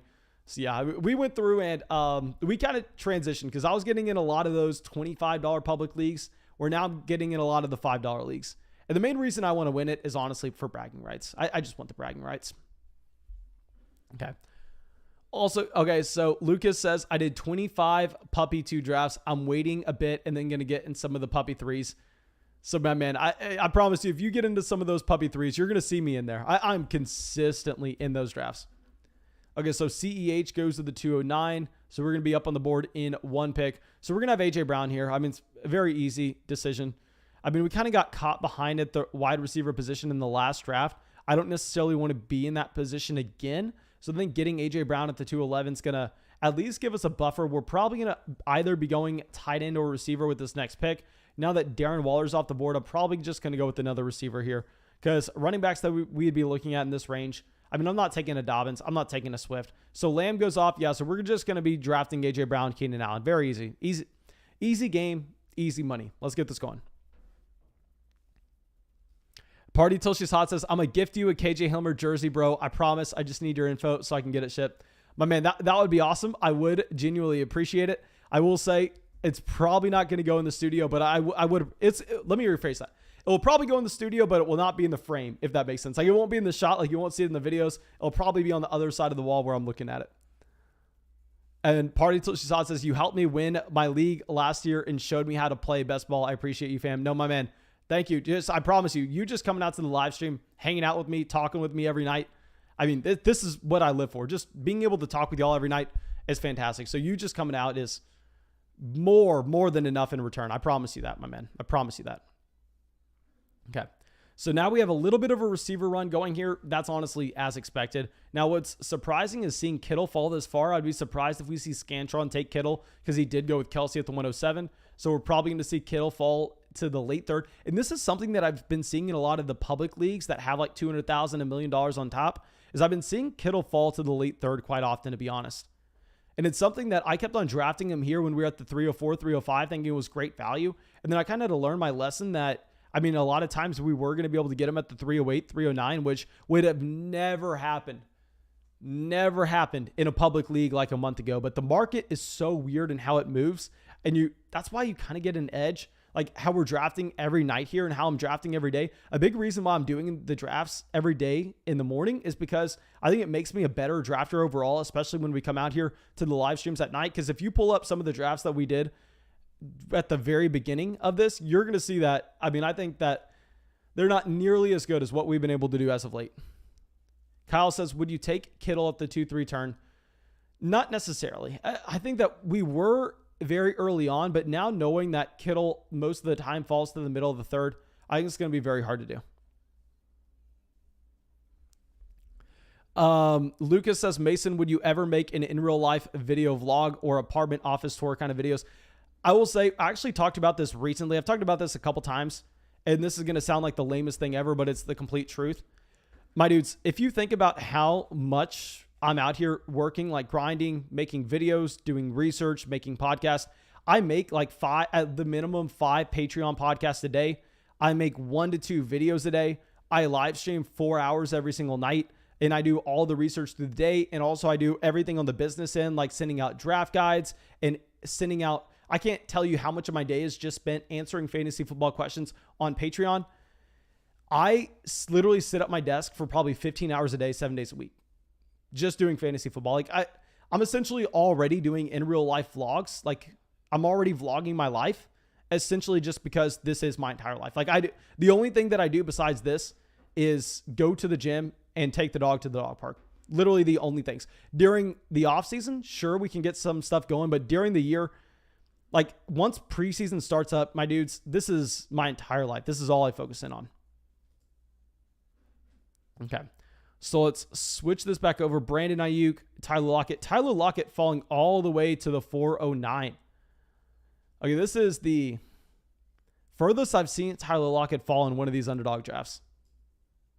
So when we take an A.J. Brown, a Keenan Allen, we do have some luxury. Maybe we don't have to draft a receiver here. Y'all know I am not drafting Kyle Pitts whatsoever. Okay, so we're probably going to go. Miles Sanders goes. So a big thing is, I think we can kind of push it on the running. Actually, no, we should probably grab a running back. If this was a public league, I probably won it. We maybe will grab a running back here at the 502. But before then, between Jamar Chase and Deontay Johnson, I'm just thinking how we want to work out our exposures. We're going to take a Deontay Johnson here at the 411. It's not necessarily because the preseason game of a Jamar Chase, where y'all know I was lower on Jamar Chase compared to consensus beforehand. But I think in a league like this, where it's a 12-man, closed-man league, it's probably more advantageous to just go and get the player that we know is going to be playing right away and producing right away compared to someone that's more of a play for the end of the season. So yeah, Jamar Chase does fall with us if we want to go with Chase again. The problem is at some point, I kind of have to cut myself off from taking Josh Jacobs because I do have him in about 22% of leagues already. So if we're going to be reaching on him at the 502, maybe for our portfolio, that doesn't make much sense. And we should just go with another receiver here. Let's go and let's get a Jamar Chase. Let's just get Chase. I was lower on him compared to consensus coming into the season. So obviously with him struggling in training camp and him struggling with his first preseason game, it's not ideal. But at the same time, I mean, we were screaming to be avoiding a Jamar Chase when he was going ahead of T. Higgins, DJ Moore, when he was going ahead of this group of players. I was screaming to avoid him. So now if we're getting him in the 5th round when nothing really has changed, in my opinion, it's very similar to how we were screaming to avoid Myles Gaskin so long ago. And at the same time, I mean, we were drafting him this morning in the 7th, 8th round because people overreacted. I think maybe something similar is happening here with a Jamar Chase. So let's make that pick here at the 502. Okay. Okay, so Joel coming out says, no politics, fix your life. This is fantasy. Yes, sir. Thank you, my man. I don't know if anybody was speaking politics in the chat. I'll say, guys, if you come in, if you feel the need to bring politics into a fantasy football live stream, you have probably so many things going on with your life that you need to fix before you bring up anything, to be completely honest, because there's no reason to ever even consider speaking anything political in a fantasy football live stream, and that nobody here cares. You're never going to convince anybody through a YouTube live chat to change their opinion on anything. So you're not accomplishing anything. You're just kind of making this a worse environment for everybody. So that's not going to be tolerated. Like, you get muted right away. It doesn't matter what you say. Nobody cares about hearing that. Okay, so Robbie Anderson at the 509. SDV coming out, subscribing to the channel. Thank you so much, guys. If you have not subscribed to the channel yet, if you have not joined the flock, what are you doing? Who else is live streaming every single night Real Money Fantasy Football Drafts? And also, guys, like I said, I mean, this is our first partnership ever that we have ever had for the channel with Underdog Fantasy. And I couldn't be more excited with it. So I would love for this to be as successful as it possibly can. And considering the fact that Underdog Fantasy is literally paying you $25, adding it into your account with a $10 deposit with promo code FLOCK, they're sponsoring our 2021 draft guide. They're sponsoring our rankings. They're sponsoring our tiers. Please make sure you're making that $10 deposit on Underdog Fantasy with promo code FLOCK to take advantage of all those offers. And they also said if we get 10,000 signups on Underdog Fantasy with promo code FLOCK, they are going to be going out there and they're going to be flying multiple people to Tampa, Florida to go to a Tampa Bay Buccaneers game with me. And we're going to do a Florida Flock meetup after. We're going to vlog the entire thing. So it'll be a ton of fun, guys. And I just really want that to happen. So please help me make this partnership as successful as possible so we can continue to do these live streams every single night, even next football season. Please, my dudes. Okay. Luke says, earlier today, I saw a guy with the black and white shield draft Michael Thomas at the 308. Okay, so I guess quote unquote, experienced drafters aren't necessarily that sharp. I mean, that is really, I can't believe someone would draft Michael Thomas to the 308. What is the thought process there when you can consistently get Michael Thomas in the 8th round? I know you want to, quote unquote, make your team a little unique, but you're not making your team unique whatsoever when you do that. Okay, so Lamar Jackson at the 603. Love what Lank Dog does here. Let's look at Lank Dog. So he goes through, he gets Andrews at the 510, and he does end up getting a Lamar Jackson on the way back around to complete that stack. This is one of my favorite stacks in fantasy drafts. It's hard to pull off. It is really hard to pull off, but I mean, when you can, there's just so much upside. They were literally going at the 2-3 turn in fantasy drafts last year. And honestly, I'm kind of pissed that we don't have the shield next to our name as well. I mean, I've done so many fantasy drafts this offseason. So many. How do we not have that shield? Like, that is ridiculous. Okay, so now good night zone. These all the teams before us have two running backs and 3 receivers. So they go with the Chase Edmonds at the 608. Dak Prescott at the 609. See where IA8 Dreams goes. He has Kamara, Sanders, Jefferson, A-Rob, Judy. Okay, so I think we're going to like the player that we're going to get next. This is going to be a nice pick, especially when we start 4 receivers. Okay, so they go Laviska Shenault. So we're going to make a quote-unquote reach here. Myles Gaskin. I mean, he's going up in ADP. Myles Gaskin, you're not going to get him at the 6-7 turn anymore. I promise you that. So this is like I think this is the last time we were going to be able to draft Myles Gaskin here. We're going to take him at the 6-11. Swizz World says you won't get a shield until next season. So I guess we had to be drafting on Underdog. So everybody, essentially, I'm assuming that has the shield was drafting on Underdog last year. Shake my head. I wish we were early to the party. I wish we were early enough to the party. Okay, so now at the 702, after Trey Sermon goes, I'm not going to be considering Damian Harris, Michael Carter. I mean, Michael Carter, a massive loser, and I've never really liked Damian Harris. So now with this next pick, we probably just go with the Deebo Samuel. We probably continue to bring in some receivers. Now, Deebo Samuel, I have him a lot lower than this in our rankings, but when we're playing in so many leagues, we kind of have to diversify a little bit. So we're looking at Deebo, Antonio Brown. I think that just Deebo Samuel is going to be someone that when he's healthy, he's going to be a solid option. So we're going to get him here as our wide receiver 5. And let's go through. Let's highlight this team. I do like this start that we've had. At running back, we have Dalvin Cook, Myles Gaskin. At receiver, we have A.J. Brown, Keenan Allen, Deontay Johnson, Jamar Chase, and Deebo Samuel. Alex says, Big Mason, if you get the chance, will you work for CBS or ESPN, or do you want to stay on your own? My man, I'm not on my own right now. I don't know if you've heard, but this company called the Fantasy Flock Network, I actually signed a multi-million-dollar deal with them this football season. Like, I don't want to give away the exact salary that the Fantasy Flock Network is paying me. I don't know how they're doing this. I heard they got an investment from, I don't know if it was Bill Gates or Jeff Bezos. I don't know who they got involved, but I mean, I'm getting 8 figures a year right now from the Fantasy Flock Network. Did y'all not know that? Was that not made public? Like, if y'all think Spotify's paying Joe Rogan a decent amount, you wouldn't believe the pockets that the Fantasy Flock Network has with their Jeff Bezos investment that they got last week. I mean, it was groundbreaking. I'm surprised y'all didn't see that in the news. Very surprised. Okay, so here, after we go Deebo Samuel, do you have a little bit of a receiver run? Tom says, LOL, he just called Michael Carter a huge loser. Michael Carter literally just played with the second team. Michael Carter's a pretty big loser when Tevin Coleman looks like he's maybe going to be the starting running back right now in New York. Okay, Shark, Brandon Cooks. Okay, so I'm glad to see these receivers going off the board. We kind of need to see these receivers going off the board when we start with 5 of them through the first 7 rounds. Now, keep in mind, this is a league where you start 3 receivers minimum. You have a flex as well. And to go along with this, it's best ball. So, yeah, Damian Harris going at the 7-10. I think Damian Harris is also a loser. I mean, you had Ramondre Stevenson looking very good again. You had Damian Harris with no usage in the receiving game yet again. You had Sony Michel getting involved. Yeah, so I don't know about that Damian Harris. No Chill Bill coming out with a donation says, Fantasy Flock Network will take over Barstool Sports. Mark my words. Thank you, my dude. I'll say, yeah, 2 completely different lanes, but that'd be pretty cool. That'd be pretty cool. Tom says, Mason, it seems like you're always drafting a quarterback late. Is that typically your strategy? I will say that I am completely fine drafting quarterbacks early.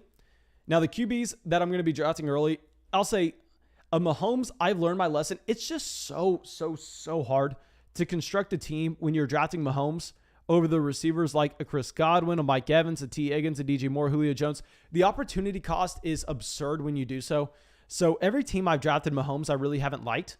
Now, the area that I'm fine drafting the elite quarterbacks are going to be right in this range where you have the dead zone at receiver after Adam Thielen. I mean, it really gets ugly. Odell, Robbie Anderson. I mean, receivers here aren't that pretty. So I am completely fine drafting this tier of Kyler Murray, Josh Allen, Lamar Jackson. But a big thing that I want to do is make sure that I'm drafting them on the teams that I get that stack. That's why Clutch Cow did a perfect job here where you look, he actually has DeAndre Hopkins, Kyler Murray. So in this scenario, I'm completely fine drafting a Kyler. I can actually pull up and look at my exact exposures real quick for you. Okay, so Raheem Mostert at the 807. Let's pull this back over. I can pull up my exposures for you and show you exactly how often I'm drafting those elite quarterbacks. Let me do that, because that's something I'm honestly intrigued with as well. I'll say that I'm not really overweight on any quarterback, to be honest. I'm very balanced on quarterbacks so far. Okay, so now that we're back on the clock, I think that it's going to be an easy selection. We need a running back here. We're going to take someone that has an elite ceiling, and as well, he has a weekly role. We're going to take an A.J. Dillon as our running back 3 at the end of the 8th round. So let me look up my exposures on QB. So quarterback, if we're looking at the elite tier of guys, like we go through, Mahomes I have in 10.4% of leagues, which is surprising. Then we go through another elite player. I have Dak Prescott in 8.5% of leagues. Kyler Murray I have in 7.5%. Josh Allen I have in 7.5%. Yeah, so I really am not. The only quarterback that I'd say in that elite tier I'm underweight with is the Lamar Jackson, where I only have him in 3% of leagues, which is honestly embarrassing, and that's something that I need to fix. And we've already acknowledged that in the last stream. I was literally walking the dog yesterday, and I was thinking, how do I have Lamar Jackson as my wide receiver 2 in fantasy in 4-point passing touchdown formats, but I don't have him anywhere? And I think a big problem, and I am kind of falling victim to this, is going back to what I was saying earlier, where we look at this range of the draft. And a lot of times I've been allowing myself to draft these quarterbacks when we get their stack. Like if we go and we have a Stephon Diggs that we draft in the first or the second round, then I love taking a Josh Allen in the fifth. When we have DeAndre Hopkins, I love taking Kyler Murray. But I really fall victim to really just thinking that my only option to getting a Lamar Jackson is with a Mark Andrews stack. And that's just completely not true whatsoever. And that Lamar Jackson is one of those quarterbacks that you don't need to stack, given the fact that, I mean, the majority of production that he should have and what makes him so valuable in fantasy is the production that he's going to have on the ground, is what he actually does as a rusher. So why are we necessarily worrying about a stack to begin with a Lamar Jackson? And to go along with this, you can still get a Rashad Bateman, a Hollywood Brown late in drafts. So I need to get more Lamar Jackson in my life. Other than that, I'm not really underweight on any other quarterback. I'll say I want more Lamar. I want more Russell Wilson. And I've been trying to go out of my way and target those guys in particular in those public leagues. I haven't been in a range where we could really draft them so far through these drafts, though. The Rocket says, this year's No Sean Moreno, ?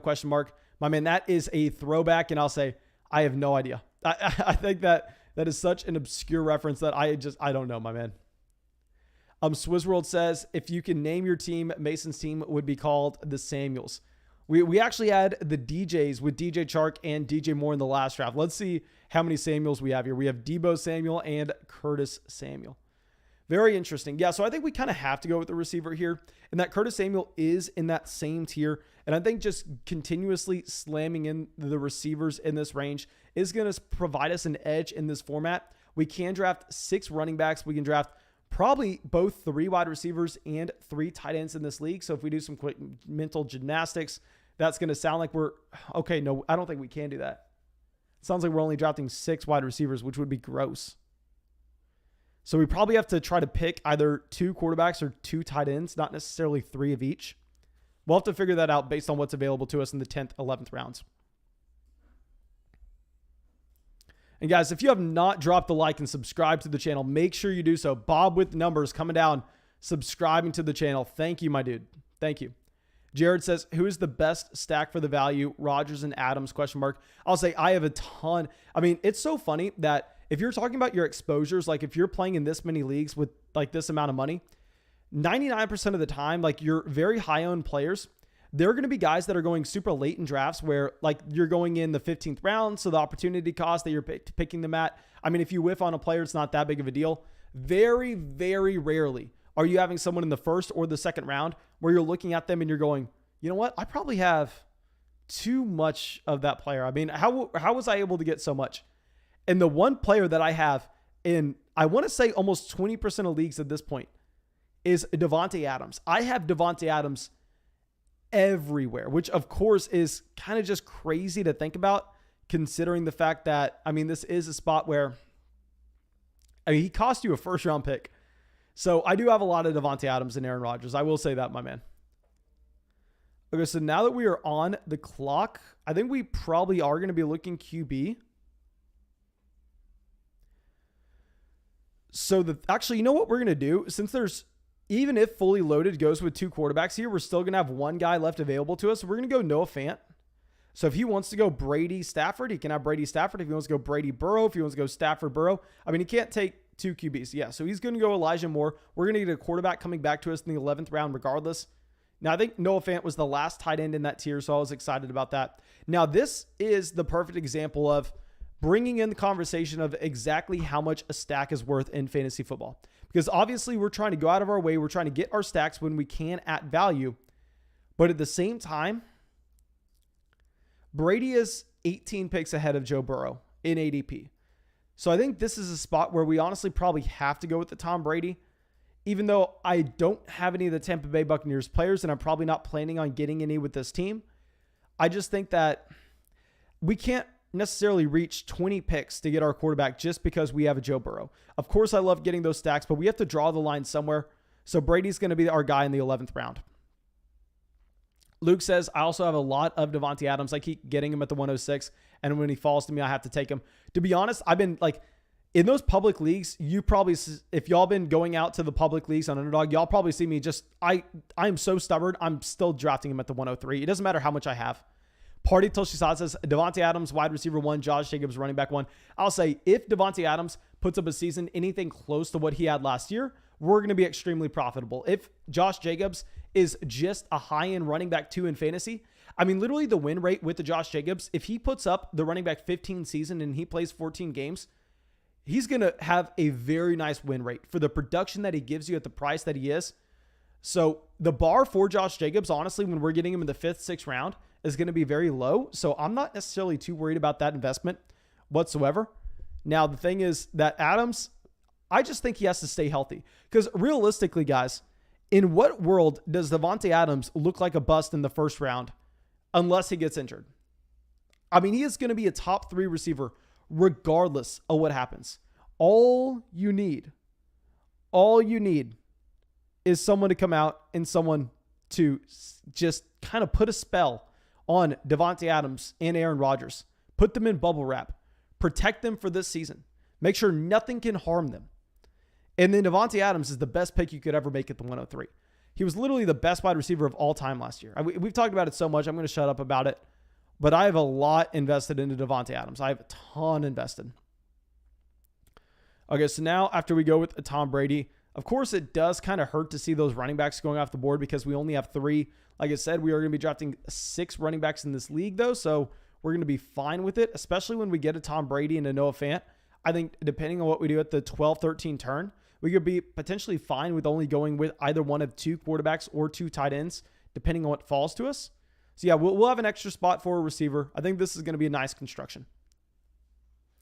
And also, guys, if you have not dropped a like on the live stream, make sure you go down there, drop a like, subscribe to the channel.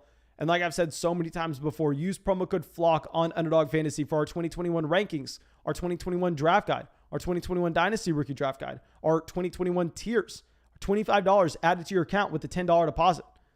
I mean, also the satisfaction of knowing that you supported the channel tremendously. Okay. Thin Blue Line says, I did a puppy 3 last night and someone took 5 quarterbacks within the first 2 being Kyler and Herbert. Needless to say, I love my team. Yeah, no, I've seen a lot of people in the puppy drafts that just have no idea what they're doing. I mean, there's going to be one team that you can find in every puppy draft and you look at it and go, that team's completely dead. That team was literally just a donation to the league pot. Thank you for entering. Thank you for donating to the overall league. And I'll say that, I mean, that's just a lot less, honestly, than what you're going to find in like a lot of, I'm not even going to talk on that. I'm not going to talk on that. Jordan says, I traded AJ Brown for Najee Harris, PPR league. Did I mess up? No, Najee Harris looked very good today. I'll say that. I know a lot of people are going to look at the rushing efficiency. Yeah, the rushing efficiency is going to be bad for Najee Harris all year. You're betting on Najee Harris for the volume. Naheem Hines goes to the 12-9. So there are absolutely no running backs we could be looking at with these picks right here. I mean, running back is so soaked up. So let me look at no offense on a week 11 bye.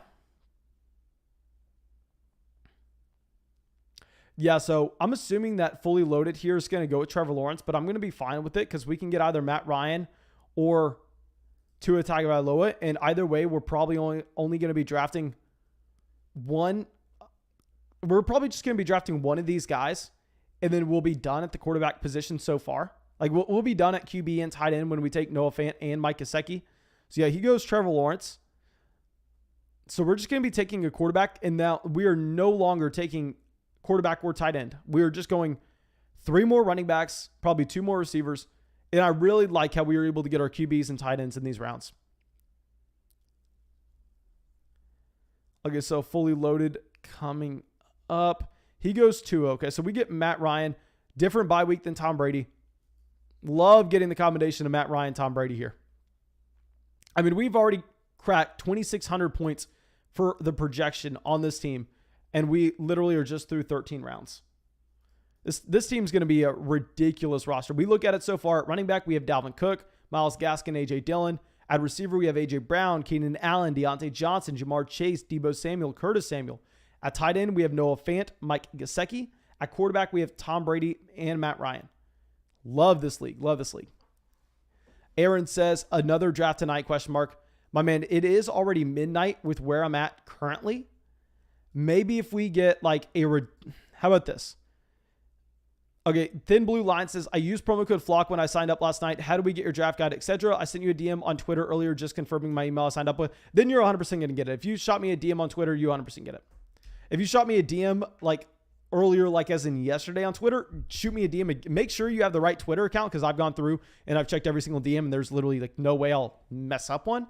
So definitely make sure you have the right Twitter account. But if you sent me one over the past week, over the past like hour when I've been live streaming, yeah, I'm going to get that to you after the live stream. Okay. So Kirk Cousins goes at the 1303. Yeah, so we need to see quarterbacks and tight ends going. This is early for Rob Gronkowski, I feel. I mean, you still have options for tight ends that I definitely prefer having over Gronk. We've seen Gronk go significantly later than this. I mean, I think you can get him in the 14th round almost every single time. I don't necessarily see the need to go out there and reach on a Rob Gronkowski there. I mean, I really don't like what you did here in the 12th, 13th round, because in the 12th, instead, you could have gone Irv Smith and then Randall Cobb. I mean, between Irv Smith, Randall Cobb versus Jalen Reagor, Rob Gronkowski, I prefer Irv Smith, Randall Cobb. It's not even close. And I prefer both Adam Trautman and Evan Ingram over Gronk this year. Fallon says, Mason, I'm feeling good picking at the 104. What are you thinking? Yes, sir. Let me go through. Let me check out your 104 draft. Okay, so at the 104, you have Zeke, Clyde Edwards-Helaire, and then at wide receiver, you have Amari Cooper, Tyler Lockett, Adam Thielen, Michael Gallup, Hollywood, Emmanuel Sanders. Okay, so let's go back to running back. You have 5 running backs on this team? Yeah, so I'm assuming I'm not going to say you should be, because you do pass on the running backs in this range. Robinson is your third. Drake is I think you're probably done at running back. Then looking at tight end, you have Gerald Everett as your tight end 1. You have Dak Prescott as your quarterback 1. And then you do have a decent wide receiver room. I really do like that team. I mean, you do have the double stack with Amari Cooper, Michael Gallup with Dak Prescott. Yeah, I really like the construction of that team. Obviously, it's going to be a 3 tight end team and probably 1 more QB, probably just wide receiver from here on out. At least that's what I'd imagine. Now, Zach Wilson goes to the 1404 here. He went in the 17th round in the draft previously. That is massive. Massive rise. 3 rounds up. T.Y. Hilton at the 1405. Julia says 500 likes by the end of this draft and you do a $500 league. Yes, I'll say 500 likes by the end of this draft. I'll 100% I'll do a $100 league, my man. I'll easily, if we got, there's no way we get 500 likes by the end of this draft. I'll tell you, there's literally a 0% chance that happens, but I'd be happy to do it. I'd be happy to do it.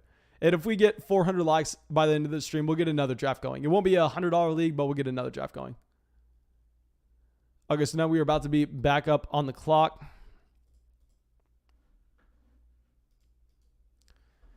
So here we're just going running back, receiver from here on out.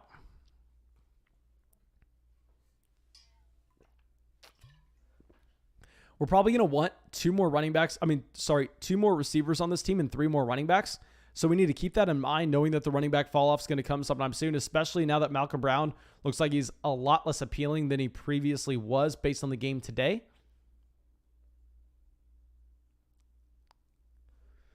Okay, so Marcus Valdes-Scantling. Fully loaded. I'm trying to figure out if fully loaded can go running back. Actually, it probably doesn't matter because we probably want to be going RB here when we only have 3. So we're going to get J.D. McKissic. We're going to get McKissic. I know that Damian Williams has more upside. J.D. McKissic, a very low ceiling player.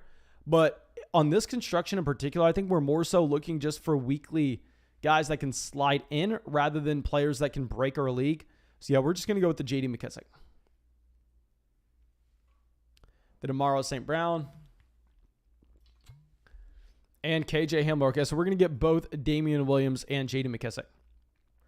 Okay, so now we have 5 running backs. We're just going to get 1 more running back, 1 more receiver in this draft. And if we go through, let's recap this team where at running back, we have Dalvin, Gaskin, A.J. Dillon, J.D. McKissic, Damian Williams. At receiver, we have A.J. Brown, Keenan Allen, Deontay Johnson, Jamar Chase, Deebo Samuel, Curtis Samuel. Then at tight end, we have Noah Fant, Mike Gesicki. At quarterback, we have Tom Brady, Matt Ryan. So I think this is a very strong team. Very strong team. Freddie says, if you had to take a Houston running back, who would you draft? I mean, that is a difficult question to answer. I'll say a full PPR format. We would probably end up going with the David Johnson. If you're playing in a non-PPR league, I'd probably go with the Philip Lindsay. Tom says, one dislike is from Michael Carter. Actually, it's probably not from Michael Carter. I will say I've actually had to tell Michael Carter he's no longer allowed to watch the videos. I actually was on FaceTime with him last week. It's probably from Michael Carter's mom, though. Probably from Michael Carter's mom. Okay. So now, Clutch Cow says, is it bad if I have 40% ownership of Austin Hooper in 70-plus leagues on Underdog? I'll say I do not have close to 40% ownership on any player. Let me pull up back my exposures to the teams that I've drafted. Because like I said, guys, I've done over 100 drafts on Underdog. Let's go through. Let me look at these. So my highest exposure to any given player is Josh Jacobs at 22%, which is a lot for a running back that's going in the 5th, 6th round.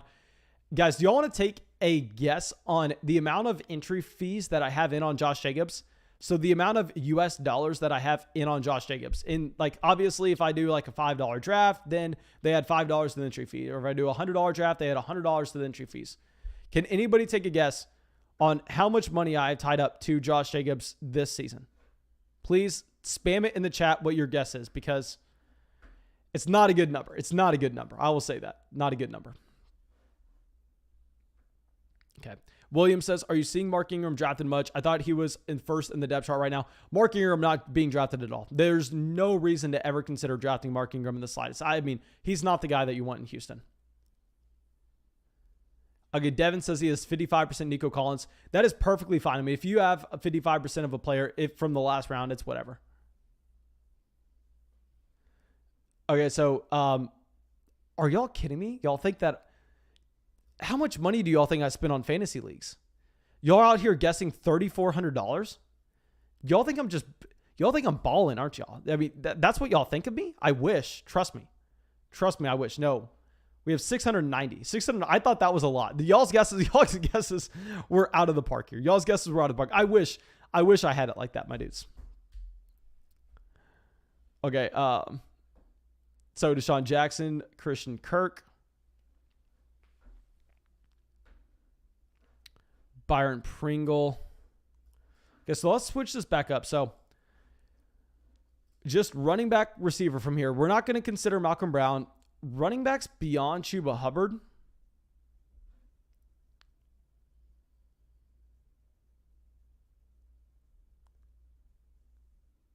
Yeah, I don't necessarily think that we can. I'm going to have to keep my mouth shut. Goodnight Zone can't take a running back here. He has 6. At least I'd imagine you want to cap it at 6 running backs. I could be wrong. Okay, so Amari Rodgers at the 1608. Mason says, I thought Bezos was hooking it up. LOL. You're right. I forgot that Bezos bought the Fantasy Flock Network. My bad, guys. My bad. I forgot that one. Okay, so Jerick McKinnon at the 1610. I think that we honestly probably end up with fully loaded only having 4 running backs. I bet he goes with the running back here. Chuba Hubbard is going to be the last guy of the tier, so we're just going to go Chuba Hubbard. If anything happened to CMC, I mean, Chuba would step into a 3-down role. And then from here, we just got 2 picks at receiver. So we get Diami Brown. That is massive. I mean, Diami Brown, going to be very excited about taking him here as our wide receiver 7. So let's go through. And for anybody just now joining the live stream, let me go through and show you all the very top of the draft board.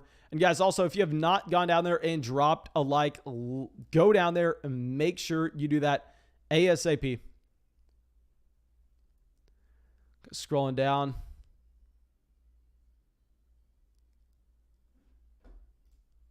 T-Dog says, how much have you made off the Underdog gig? Approximately $10.2 million.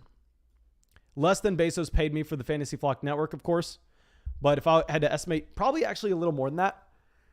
Probably 8 figures. No, 9 figures, to be honest. I don't know. Probably. I don't know. My name is, I'm not balling like that. Of course, y'all know that. Okay. Jayan says, I have a 57.6% $450 wide receiver 1 jersey on the wall in his frame. It's Devin Duvernay. Okay. So Jayan all in on Devin Duvernay. Jayan, that better be all in the 18th round. There better be none of those drafts that you were reaching on Devin Duvernay to get him in the 16th, 17th. Casey says, yo, Mason, are you going to be okay with OnlyFans shutting down? My man, I'm going to say I am. It's going to be hard. I talked to the landlord. They told me that they understand what I'm going through with OnlyFans shutting down. So hopefully they can push off rent for a little bit but we'll make do. We'll make do. Okay, Timothy, guys, obviously I'm joking about this stuff. Do not think I'm making $1 million. Do not think that, guys. Please don't be that gullible. Don't be that gullible. Okay. So Josh Palmer, Nico Collins. Cam says, I just realized I haven't been drafting enough running backs on my team. I only draft like 4 and only 1 to 2 studs.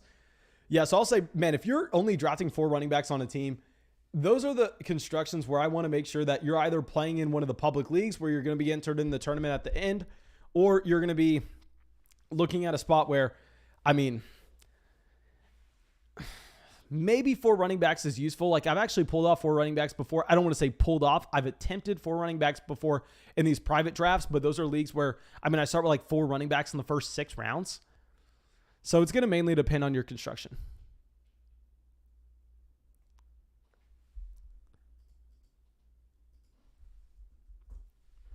Okay, so now receivers going at the end here.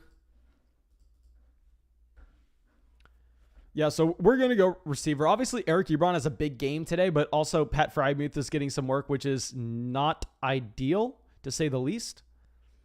So the 18-11, we're just going receiver. I mean, we already have a ton of receivers on this team. We have A.J. Brown, Keenan Allen, Deontay Johnson, Jamar Chase, Deebo Samuel, Curtis Samuel, Diami Brown. This team, I think, really has a high floor across every position. I don't know if we have an elite ceiling anywhere, though. I mean, a very unique build. And then I think we have no holes, but we also don't have a high ceiling. We have a high ceiling when it's all said together, but I'm not looking at one position going, we're crushing people here. That's not necessarily what it is. Party Till Shot says, dude, would you say it takes more skill to play and be successful at best ball or your redraft leagues? I'll say it takes more skill to be successful at best ball. It takes more effort to be successful in redraft. And honestly, if you ask me that tomorrow, I may give you a completely different answer. That's just right off the top of my head, my man. That's just right off the top of my head. Okay, so did Dwayne Eskridge go? I mean, Eskridge is someone I've been drafting too much of, to be honest. I'm kind of hoping that he went. Yeah, so I don't even see if Dwayne Eskridge is still available. I don't know why Van Jefferson's going in so many of these drafts. I honestly probably prefer a Colin Johnson. We're going to get Colin Johnson here at the 18-11. We're going to get that Colin Johnson. Shout out to JN. And yeah, that's all I got for you, my dudes. I really hope y'all enjoy this live stream. And like I said, we're live streaming every single night. Make sure you subscribe to the channel. Make sure you hit the bell next to the subscribe button. That way you can come out to the streams and use promo code FLOCK on Underdog Fantasy. Get our rankings, get our tiers, get our draft guides, get $25 added to your account. And let me send out a link to our free fantasy football group chat. I mean, we have literally everything going on. 4,000 people in this fantasy football group chat. You don't need an email. You don't need a credit card. Not trying to get you to sign up for some email list. Literally just trying to get you in our fantasy football group chat. You can also shoot me a DM here when you sign up for Underdog Fantasy with promo code FLOCK and say, Mason, listen here, you bum, send me that draft guide. Here's the email I signed up with. That way we can go through and we can confirm that. Jan with another donation says, rip my 101 receivers with the week 7 bye. I did not see that. I did not see that, my man. Freddie says, do you own any CryptoPunks? My man, aren't CryptoPunks thousands of dollars? No, maybe we could get into it, but the problem is I don't have the money to get into it. Okay. So no, we do not own any CryptoPunks. Let me just make sure we stick around. And Freddie says, how many actual drafts have you completed? We passed 100 a couple days ago. So I'd imagine we're like closing in on, I don't know how many. And let's go through. Julia's saying, praying I can finally join one of your drafts. Yeah, let me just stick around for a little bit, guys, because honestly, we're going to be sending out live. And we're going to be sending out draft guides for the next like hour or so. So I'll just stick around if y'all have any questions or anything. Trump's hairpiece says, when's the next draft? We're not going to do another draft until tomorrow night.